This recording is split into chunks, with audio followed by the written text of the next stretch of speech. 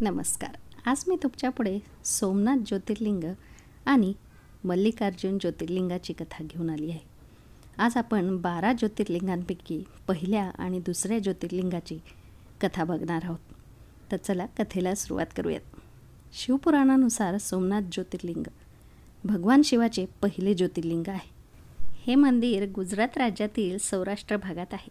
असे मानले जाते की या शिवलिंगाची स्थापना स्वतः चंद्रदेवांनी केली होती. पुराणातील सोमनाथ ज्योतिर्लिंगाच्या स्थापनेशी संबंधित कथा पुढीलप्रमाणे आहे.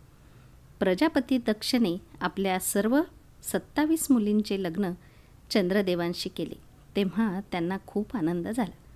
कुशल मुली पत्नी म्हणून मिळाल्याने चंद्रदेव अतिशय सुशोभित झाले आणि चंद्रदेव स्वामी म्हणून मिळाल्याने दक्ष मुलीही सुशोभित झाल्या. चंद्रदेवांच्या 27 पत्नींपैकी रोहिणी ही त्यांना सर्वात प्रिय होती, जिचा तो विशेष आदर आणि प्रेम करत असे. त्यांचे इतर बायकांवर इतके प्रेम नव्हते. चंद्रदेवांची त्यांच्याकडे असलेली उदासीनता आणि उपेक्षा पाहून रोहिणी सोडून इतर दक्षकन्या अतिशय दुःखी झाल्या. ते सर्वजण आपले वडील दक्ष यांच्याकडे आश्रयासाठी गेले आणि त्यांना आपले दुःख सांगितले. आपल्या मुलींची दुर्दशा आणि चंद्रदेवांचे वाईट वर्तन ऐकून राजा दक्षही खूप दुःखी झाले.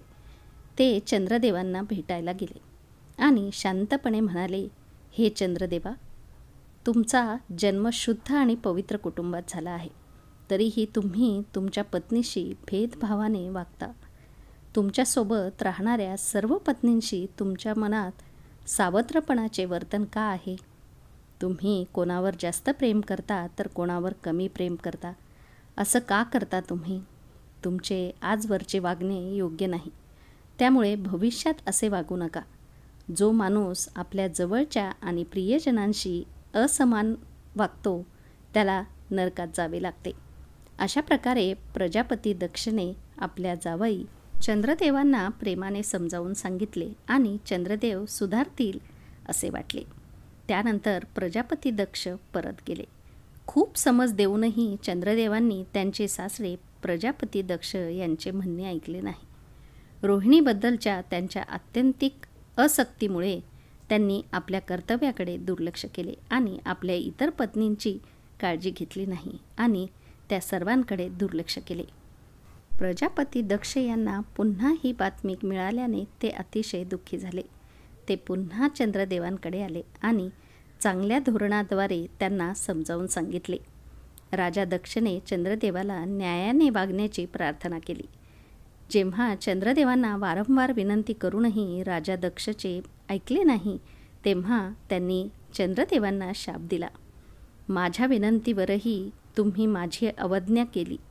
राजा दक्ष चंद्रदेवांना शाप देतात की तुम्हाला क्षयरोग होईल. राजा दक्षने शाप दिल्यानंतर काही क्षणातच चंद्रदेवांना क्षयरोग झाला. ते अशक्त होताच सर्वत्र हाहाकार माजला. सर्व देव आणि ऋषीही चिंतेत पडले. त्रासलेल्या चंद्रदेवांनी इंद्रदेवांना, समस्त देवांना आणि ऋषींना त्यांचे असे सर्व होण्याचे कारण सांगितले. त्यानंतर त्यांच्या मदतीसाठी इंद्रदेव, समस्त देवगण आणि वसिष्ठ ऋषी ब्रह्मदेवांकडे मदतीसाठी गेले. ब्रह्मदेवांनी त्यांना सांगितले की जी काही घटना घडली आहे ती त्यांना भोगावी लागेल, कारण राजा दक्षचा निर्णय बदलता येणार नाही. त्यानंतर ब्रह्मदेवांनी त्या देवांना उत्तम उपाय सांगितला. ब्रह्मदेवांनी सांगितले की चंद्रदेवांनी देवांसोबत प्रभास क्षेत्राकडे जावे. तेथे शुभ मृत्युंजय मंत्राचा विधी करून भगवान शिवाची भक्तिभावाने पूजा करावी. तुमच्यासमोर शिवलिंगाची स्थापना करा आणि दररोज कठोर तपश्चर्या करा. त्यांच्या उपासनेने आणि तपश्चर्याने भगवान भोलेनाथ प्रसन्न होऊन त्यांना क्षयरोगापासून मुक्त करतील. पितामह ब्रह्मदेवाची आज्ञा म्हणून देव आणि ऋषींच्या संरक्षणात चंद्रदेव देवमंडलासह प्रभास परिसरात पोहोचले. तेथे चंद्रदेव मृत्युंजय मंत्र आणि उपासना व पूजा करू लागले. ते मृत्युंजय मंत्राचा जप करण्यात आणि भगवान शंकराची आराधना करण्यात तल्लीन झाले. ब्रह्मदेवांच्या आज्ञेनुसार चंद्रदेवांनी 6 महिने अखंड तपश्चर्या केली आणि वृषभध्वजाची पूजा केली. 10 कोटी मृत्युंजय मंत्राचा जप आणि ध्यान करत चंद्रदेव स्थिर चित्ताने तिथेच उभे राहिले. त्यांच्या उत्कट तपश्चर्येने भक्तवत्सल भगवान शंकर प्रसन्न झाले. ते चंद्रदेवांना म्हणाले, चंद्रदेवा, तुमचे कल्याण हो. ज्याच्यासाठी तुम्ही ही कठोर तपश्चर्या करत आहेत, तर तुमची इच्छा सांगा. तुमच्या इच्छेनुसार मी तुम्हाला उत्तम वर प्रदान करेन. प्रार्थना करताना चंद्रदेव नम्रपणे म्हणाले, देवा, कृपया माझे सर्व अपराध क्षमा करा आणि हा क्षयरोग माझ्या शरीरातून काढून टाका. भगवान शिव म्हणाले, चंद्रदेवा, तुमची कळा एका बाजूने दिवसेंदिवस कमी होत जाईल, तर दुसऱ्या बाजूने ती दिवसेंदिवस वाढतच जाणार आहे.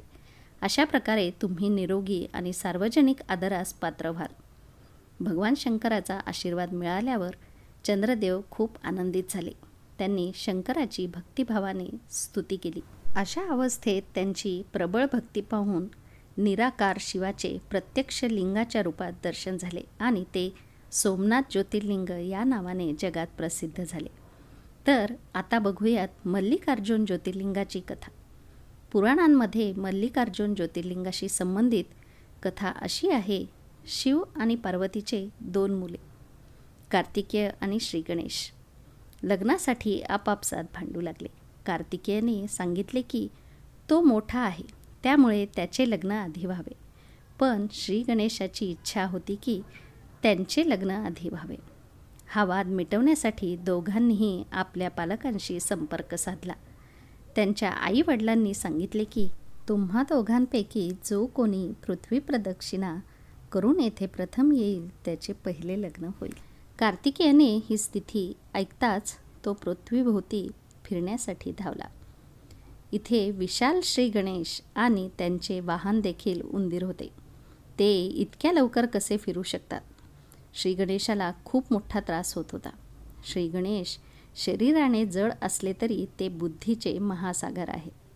त्यांनी काही वेळ विचार करून आई पार्वती आणि वडील देवादिदेव महेश्वर यांना आसनावर बसण्याची विनंती केली.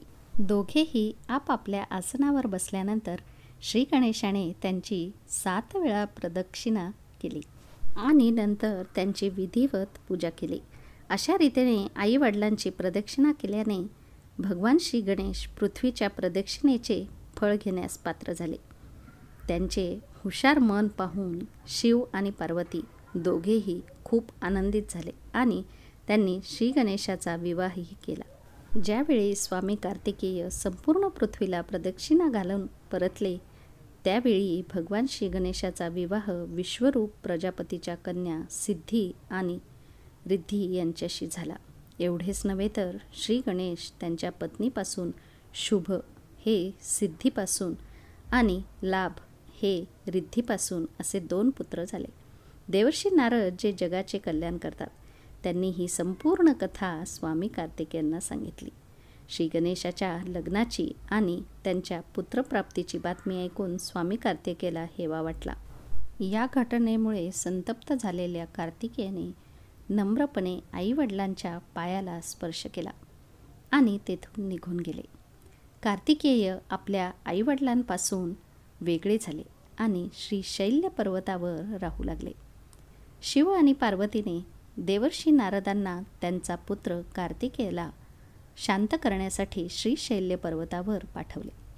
देवर्षी नारदांनी स्वामी कार्तिकेय यांना अनेक प्रकारे समजवण्याचा प्रयत्न केला, पण ते परत आले नाही.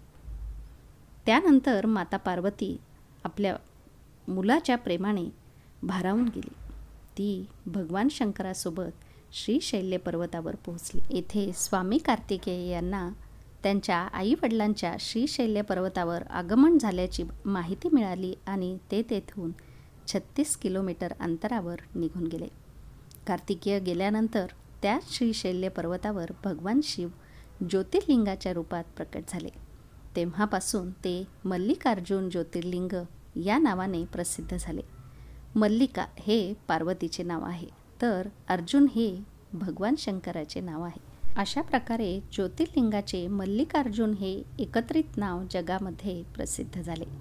तर दुसऱ्या कथेनुसार श्री शैल्य पर्वताजवळ चंद्रगुप्त नावाच्या राजाची राजधानी होती.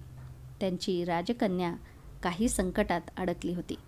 त्या संकटापासून वाचण्यासाठी तिने आपल्या वडिलांच्या राजवाड्यातून पळ काढला आणि पर्वतराजाचा आश्रय घेतला.